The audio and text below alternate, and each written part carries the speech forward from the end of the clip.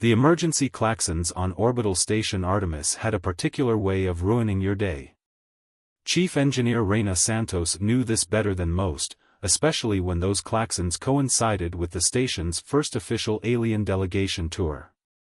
"Status report," she barked into her comm unit, sprinting down the curved corridor of Ring Section 7. The artificial gravity fluctuated with each step, making her feel alternately lighter and heavier. "Primary coolant breach in Junction 4B, her assistant Kai's voice crackled through the static. "Right where the Centaurian delegation is scheduled to pass through in exactly 6 minutes. Reina swore under her breath. Of course it had to be today. The Centaurians, crystalline beings who communicated through light patterns, were notoriously sensitive to temperature variations.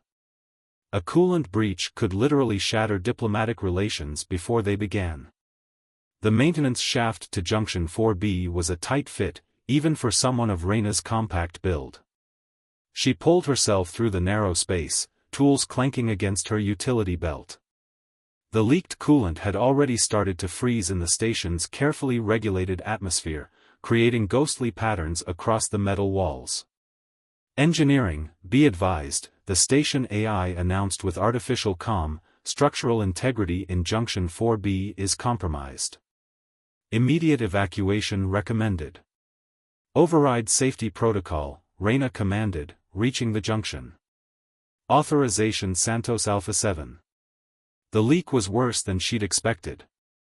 Crystalline formations of frozen coolant had created a lattice of ice across the crucial power coupling. Worse, the metal around it was contracting in the extreme cold, threatening to tear the entire section apart. She had maybe 3 minutes before the delegation arrived. 2 before the junction suffered catastrophic failure. The safety harness she should have worn would have taken 5 minutes to properly secure. "Kai, reroute all power from sections 4A through 4C to auxiliary systems," she ordered, pulling out her plasma torch. "And get me Ambassador Thrix on the line." "Engineer Santos," a melodious voice chimed in her ear. "The delegation is approaching Junction 4B. Please confirm the area is secured." "About that, Ambassador," Reina grunted, carefully applying the plasma torch to the ice formation. "We've got a situation. I need you to delay the delegation for approximately," the metal beneath her feet groaned ominously. 2 minutes. "Impossible," Thrix replied. "The Centaurians operate on absolute precision. Their schedule is calculated to the microsecond. They're all ready." The floor gave way. Reina had just enough time to think that the Human Resources Department was going to have a field day with this before she plummeted 15 meters straight down, through layers of frozen coolant and weakened metal. She hit the deck of the maintenance level below with a sound that would have made a safety inspector faint. The impact drove the air from her lungs and definitely broke something, probably several somethings, but there wasn't time to catalog injuries. Above her, the delegation was seconds away from a disaster that could derail humanity's first interstellar alliance. Gritting her teeth against the pain, Reina pulled herself up. Her left arm hung uselessly at her side, and her ribs screamed in protest, but her right arm still worked. More importantly, she'd landed right next to the secondary coolant control panel. The delegation's voices drifted down through the hole she'd created, crystalline chimes mixing with Ambassador Thrix's nervous laughter. Reina's fingers flew across the control panel, rerouting coolant flow through emergency systems that hadn't been tested since the station's construction. "Engineering," the AI announced, detecting unauthorized modifications to coolant systems. "Override all safety protocols," Reina gasped. "Emergency authorization Santos final option." The system accepted her commands just as the delegation reached the junction. Through the jagged hole above, Reina watched the Centaurians pause, their crystalline bodies refracting light in complex patterns that her translator rendered as expressions of concern. "Absolutely normal maintenance procedure," Ambassador Thrix was saying smoothly. "Our engineering team frequently conducts impromptu inspections." One of the Centaurians approached the hole, peering down at Reyna with faceted eyes that sparkled with impossible colors. "Your maintenance specialist appears to be leaking red fluid," they observed. "Oh, that's..." Thrix faltered. "Standard human engineering practice," Reyna called up, managing a pained smile. "We find that a moderate amount of blood loss helps us focus on the task at hand." The Centaurian's bodies flickered with what her translator identified as fascination. "And the numerous fractures we detect in your skeletal structure?" "Performance incentives," Reyna replied, finally allowing herself to slide down the wall into a sitting position. "Speaking of which, Ambassador, would you mind calling medical? I believe I've exceeded my daily quota of broken bones." The delegation's crystalline forms vibrated in what could have been either horror or admiration. "Fascinating," their leader chimed. "In all our travels, we have never encountered a species that continues to function with such extensive damage." "That's humans for you," Reyna said, darkness creeping into the edges of her vision. "We're full of surprises. Now, if you'll excuse me, I need to pass out for a bit. Ambassador Thrix can explain how our unique cellular regeneration process works." She had just enough time to see the Centaurians crowd around the hole, their bodies gleaming with scientific curiosity, before consciousness slipped away. Her last thought was that the diplomatic incident she'd just caused was going to generate paperwork that would make her injuries feel pleasant by comparison. What she didn't realize was that she'd just inadvertently kicked off the biggest xenobiological research project in human history. But that's getting ahead of the story. Reyna woke up in the medical bay 3 days later to find herself surrounded by more alien scientists than she'd ever seen in one place. The room buzzed with activity as beings of various shapes, sizes, and states of matter huddled around holographic displays of what she recognized as her medical scans. "Ah, our subject is conscious," announced a floating cloud of bioluminescent particles contained within an environmental suit. The name tag projected on the suit identified them as Dr. Lumix, lead xenobiologist of the Galactic Science Council. "Patient," corrected Dr. Harrison, the station's chief medical officer, with the weary tone of someone who'd had this argument several times already. "The word you're looking for is patient. The human's recovery rate is unprecedented," chirped a tall, insectoid being who appeared to be taking notes by tapping different rhythms with each of their 6 legs. 17 fractures, internal hemorrhaging, severe tissue damage, and yet the regeneration process is already 43% complete. Reyna tried to sit up, immediately regretted it, and settled for raising her good hand. "I'm right here, you know. And I have questions. Many questions. Starting with why my hospital room looks like a xenobiological conference." The assembled aliens turned to her with varying expressions of what she interpreted as scientific excitement. Dr. Lumix's containment suit pulsed with eager colors as they floated closer. "Engineer Santos, your recent demonstration of human durability has sparked considerable interest in the scientific community," they explained. The Centaurian delegation shared their observations, and well, perhaps it's better if I show you. A holographic display materialized above Reyna's bed, showing footage from dozens of stations and colonies across known space. Humans working in high-gravity environments, surviving atmospheric breaches, recovering from injuries that would be fatal to most species. "We've been collecting data for months," the insectoid scientist explained, antennae twitching with excitement. "Humans consistently demonstrate remarkable adaptive capabilities. Your bodies don't just heal, they become stronger in response to damage." "That's just basic bone remodeling," Reyna started to explain, but was interrupted by Dr. Lumix's enthusiastic luminescence. "Basic?" "Engineer Santos, no other known species exhibits this trait. When most life forms experience structural damage, they either repair themselves to their original state or fail entirely. Humans are unique in your ability to adapt and improve through damage.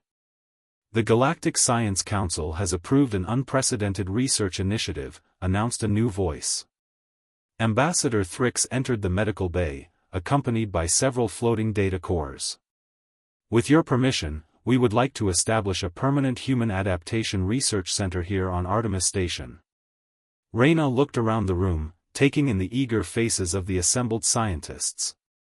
Let me get this straight. You want to study how humans break and fix themselves? Didn't we just have an incident because of unauthorized experiments? Dr. Lumix's containment suit dimmed apologetically.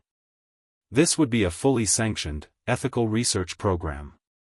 No more impromptu investigations. We believe understanding human adaptive capabilities could revolutionize medical science across the galaxy. Plus, Ambassador Thrix added with a diplomatic smile, the Council is offering to upgrade Artemis Station's entire infrastructure as part of the deal. No more coolant system failures. I have conditions, Reyna said, carefully shifting to a more comfortable position. First, all research subjects must be volunteers. Second, I want full transparency, no secret tests, no hidden agendas. And third. She gestured to her currently immobilized body, maybe we wait until I'm not actively demonstrating human healing capabilities? The assembled aliens buzzed, flickered, and chimed their agreement. Dr. Lumix's containment suit practically glowed with satisfaction. Of course. We'll begin drafting the protocols immediately. The Council has already assigned their top researchers. Speaking of researchers, Dr. Harrison interrupted, I believe my patient needs rest. You can continue planning your groundbreaking scientific initiative somewhere that isn't my medical bay. As the excited scientists filed out, Ambassador Thrix lingered behind. You know, they said quietly, the Centaurians were most impressed by your handling of the coolant breach. They've requested you specifically to oversee the station upgrades. Reyna laughed, then winced as her ribs protested. Did they happen to mention if that request came before or after watching me fall through a floor? Actually, I believe that was what convinced them. They said anyone who could reconfigure a coolant system while experiencing multiple fractures was clearly the right person for the job. Wonderful, Reyna sighed. No pressure there. Just upgrading a space station while being studied by the galaxy's leading scientists. What could possibly go wrong? She had no idea that within a few weeks, that question would be answered in ways that would redefine humanity's place in the galaxy. But for now, she had more immediate concerns, like convincing Dr. Harrison to let her look at the station's infrastructure plans from her hospital bed. The next morning brought a parade of alien scientists, each eager to begin their observations. Dr. Lumix had assembled what they called a comprehensive research team, though Reyna thought interstellar circus might have been more accurate. There was Dr. Vex, a crystalline mathematician who calculated probability by rearranging their own molecular structure. Dr. KTZZ, a hive-mind researcher who existed as a swarm of iridescent insects, each carrying a different scientific instrument. And perhaps most disconcertingly, Dr. Null, a quantum physicist who occasionally existed in multiple places simultaneously. Now then, Dr. Lumix announced, their containment suit pulsing with professional enthusiasm, shall we begin the preliminary observations? 3 weeks into the research initiative, Reyna began to suspect that the universe had a peculiar sense of humor. She stood in the station's main observation deck, reviewing repair logs on her tablet while trying to ignore the small army of alien scientists who followed her everywhere these days. Fascinating. Dr. KTZZ's swarm buzzed information. Subject maintains focus on administrative tasks despite clear awareness of ongoing observation. Patient, Dr. Harrison corrected automatically over the comm channel. At this point, it had become something of a station-wide running joke. Engineer Santos, Dr. Lumix floated closer, their containment suit cycling through curious colors. We've noticed an interesting pattern in the station's maintenance records since your recovery. The frequency of your involvement in potentially hazardous repair situations has increased by 47%. Reyna lowered her tablet with a sigh. That's because the station's systems keep experiencing mysterious malfunctions that absolutely nobody is causing on purpose. Right, Dr. Null? The quantum physicist had the grace to look embarrassed in at least 3 of their current probability states. Pure coincidence, I assure you. Though the data we've collected on your rapid response times to crisis situations is quite remarkable. Raina pulled up a specific maintenance log. Like the artificial gravity malfunction in Section 6 yesterday? The one that just happened to occur while I was carrying sensitive equipment? A most unfortunate timing, Dr. Vex chimed, their crystalline form refracting light in what Raina had learned was their equivalent of nervous fidgeting. Though your instantaneous adaptation to zero-G conditions while protecting the equipment was noteworthy. Before Raina could respond, the station's AI interrupted with its usual artificial calm. Warning. Detecting unauthorized access to environmental control systems in Research Lab 7. That's the primary xenobiology lab, Raina muttered, already running toward the nearest maintenance shaft. The scientific entourage followed, their various instruments whirring and beeping excitedly. Remarkable acceleration from standing position. Dr. KTZZ's swarm noted, keeping pace. Cardiovascular readings suggest. Not now. Raina barked, sliding down the emergency access ladder. Someone talk to me about the lab situation. Dr. Lumix's containment suit pulsed with concern as they consulted a floating data display. It appears the lab's atmospheric containment systems are reconfiguring themselves. Reconfiguring themselves, Raina repeated flatly, reaching the lab level. Like how the cargo bay airlock reconfigured itself last week while I was inside it?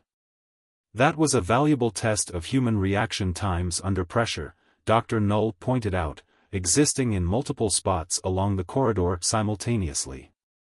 Though perhaps we should have warned you about the backup oxygen supply being temporarily offline.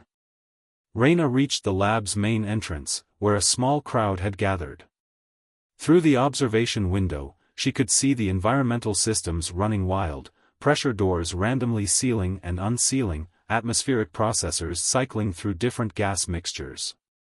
There are 3 researchers trapped inside, Ambassador Thrix reported, appearing at her side.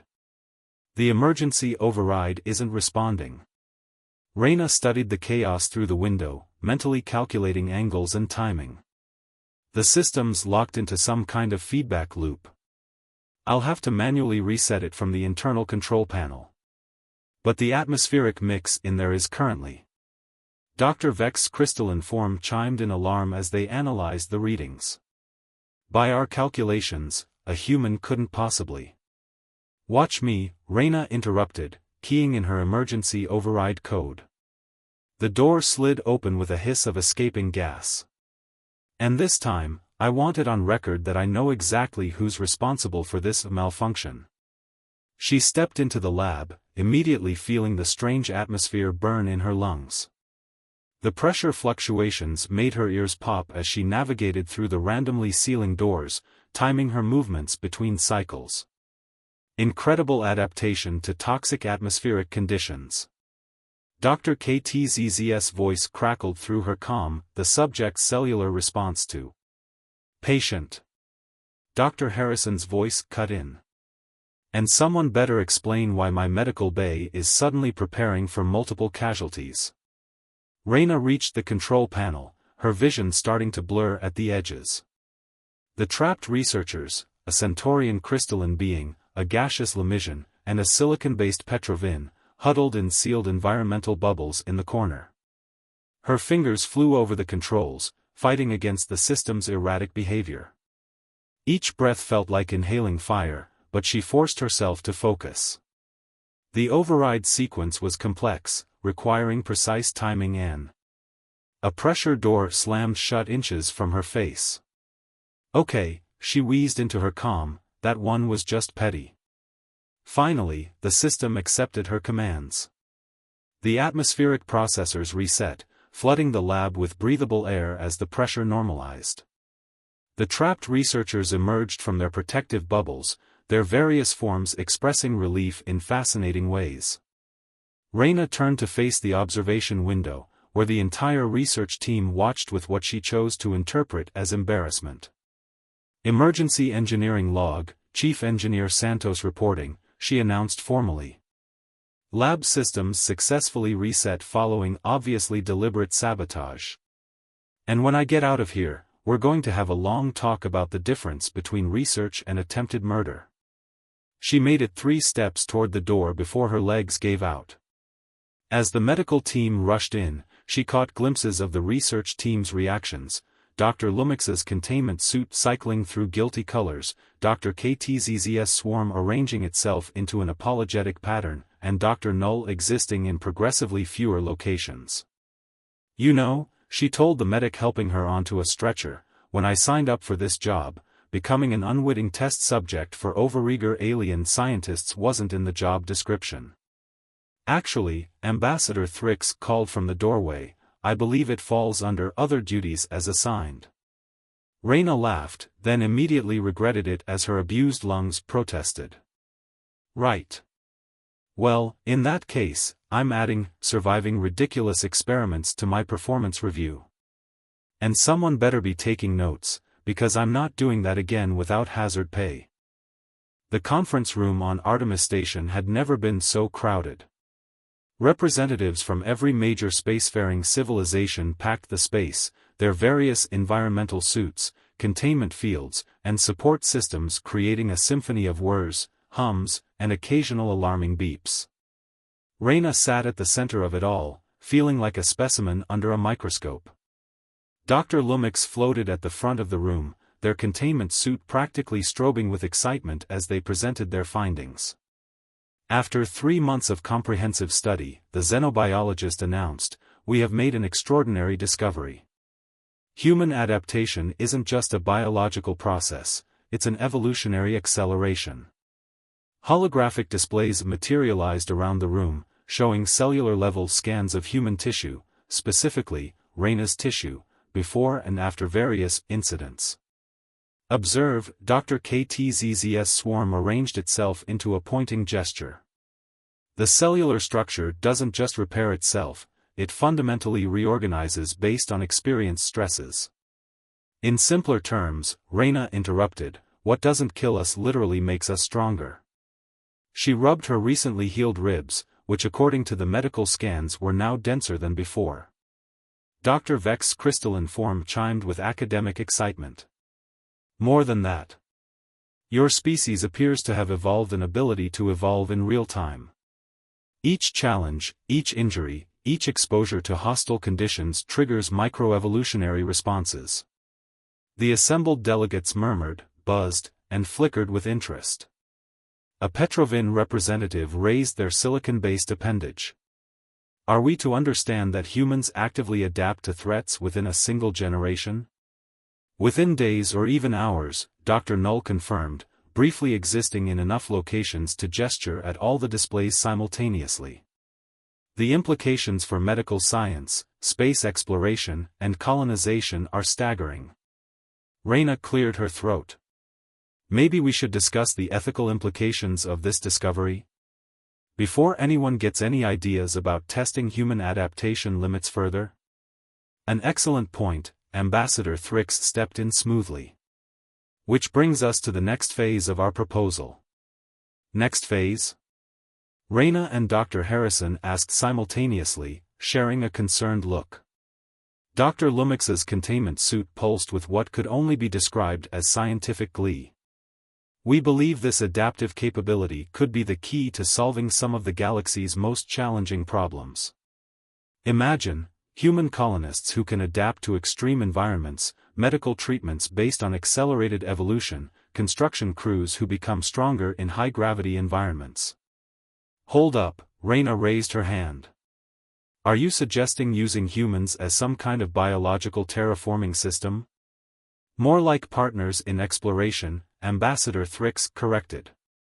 "Your unique abilities could make possible what other species consider impossible.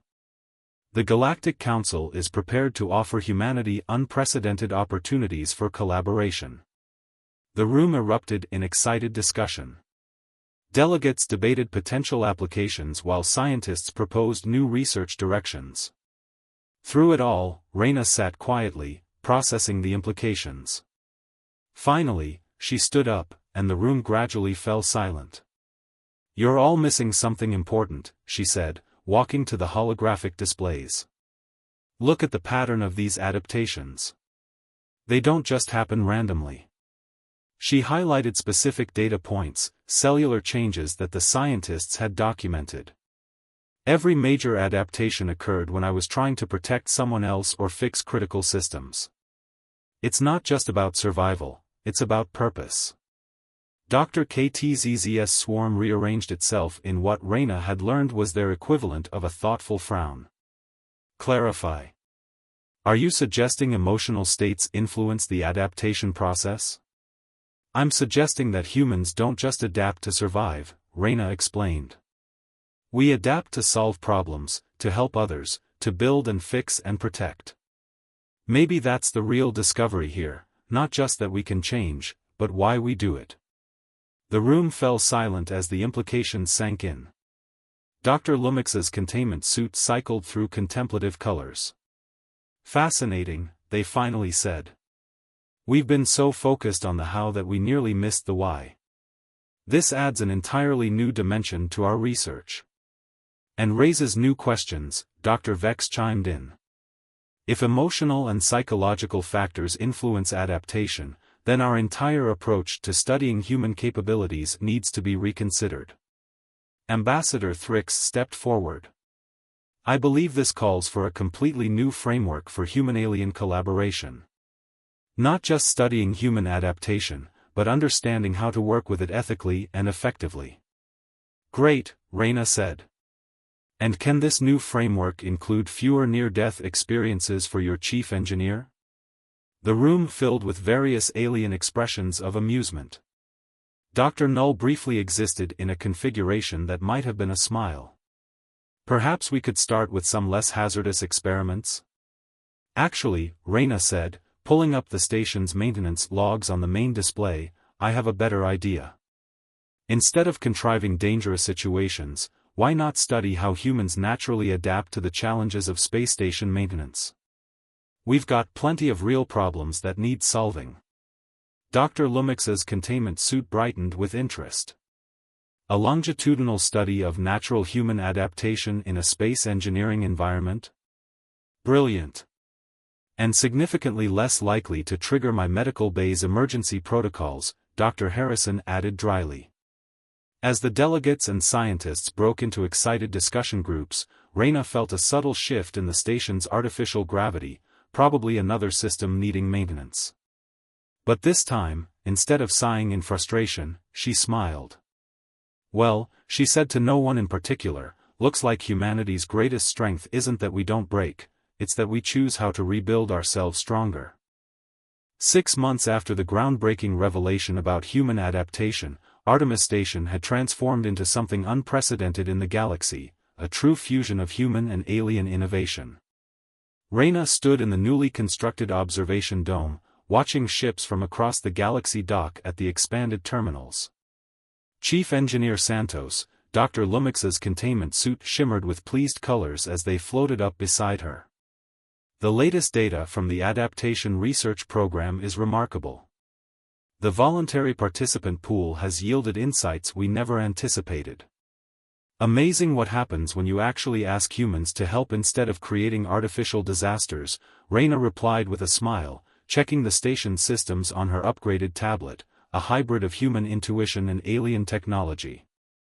The tablet displayed real-time adaptations occurring across the station, maintenance crews developing enhanced muscle density in high-gravity sections, environmental engineers showing improved oxygen efficiency in low-atmosphere zones, and construction teams whose bones strengthened naturally during heavy lifting tasks. Though I must admit, Dr. KTZZ's swarm formed into a conversational pattern nearby, "We missed the excitement of your early contributions to our research." "You mean my near-death experiences?" Reyna raised an eyebrow. "Somehow, I don't." Ambassador Thrix approached, accompanied by a delegation of newly arrived alien scientists. "I believe the term you used in your official report was aggressive field testing. The new arrival was a quantum collective, a species that existed as patterns of pure energy. They observed the station's operations with obvious interest, their form rippling with complex equations. "Is it true," the collective inquired, their translated voice harmonizing in fascinating ways, "that humans are now being requested for previously impossible engineering projects across the galaxy?" Reyna nodded, pulling up another display. "Turns out we're uniquely suited for certain challenges. There's a team helping establish colonies on high-gravity worlds, another group working on deep space construction projects. We've even got people studying with Petrovin engineers to learn crystal matrix technology, something they thought was impossible for organic beings. The adaptation process appears to accelerate when humans collaborate across species," Dr. Vex chimed in, their crystalline form refracting the starlight. "It's as if your bodies and minds evolve to bridge the gaps between different forms of life." "Which brings us to our latest proposal," Ambassador Thrick said, their diplomatic smile widening. "The Galactic Council has approved the establishment of the first Interspecies Engineering Academy. And they want it here, on Artemis Station, with you as its director." Reyna nearly dropped her tablet. "I'm sorry, what?" Dr. Lumix's containment suit pulsed with enthusiasm. "Who better to teach the integration of human adaptation and alien technology than the engineer who proved it was possible? Your incident reports alone will make excellent case studies." "Speaking of incidents," Dr. Harrison's voice came through the comm system, "please tell me this new academy won't increase my medical bay's workload. We've only just gotten used to the current level of creative problem solving." The quantum collective rippled with what might have been amusement. "We have analyzed the historical data. Humans appear to adapt most efficiently when teaching or protecting others. An educational environment should promote optimal evolution with minimal catastrophic events." "Minimal catastrophic events," Reyna repeated. "I'm going to need that in writing for the insurance forms."